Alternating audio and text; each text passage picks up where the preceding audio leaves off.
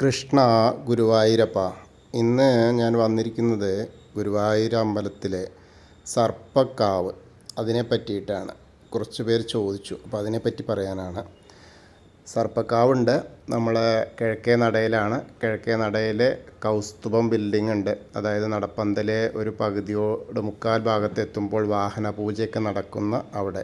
അതിൻ്റെ അവിടുന്ന് ഉള്ളിലേക്ക് പോയാൽ കൗസ്തുഭത്തിൻ്റെ ഓഡിറ്റോറിയം ഉണ്ട്, പൂന്താനം ഓഡിറ്റോറിയം, അങ്ങനെയൊക്കെയുള്ള ഓഡിറ്റോറിയങ്ങൾ.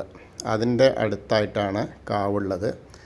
അത് വളരെ പ്രാധാന്യമുള്ള കാവാണ്.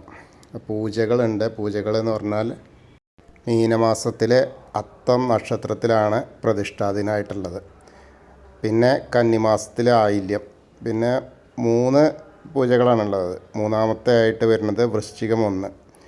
അതിൽ 2 പൂജകളും, അതായത് മീനമാസത്തിലെ അത്തത്തിൻ്റെയും കന്നിമാസത്തിലെ ആയില്യമൊക്കെ നടത്തുന്നത് ദേവസ്വം ബോർഡാണ്, ഗുരുവായൂർ ദേവസ്വം ബോർഡ്. മൂന്നാമത്തെ വൃശ്ചികം 1 പൂജ നടത്തുന്നത് വടക്കേപ്പാട്ട് വാര്യത്തെ അവരുടെ കീഴിലാണ്.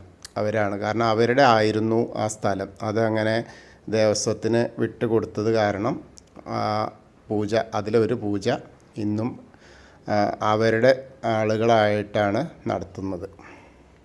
അവിടെ പ്രത്യേക ഒരു ആകർഷണം പോലെ സർപ്പഗന്ധി എന്ന് പറയുന്ന ഒരു മരം, അതായത് അതിൻ്റെ ഇലകൾ ശിവലിംഗത്തിൻ്റെ പോലെയും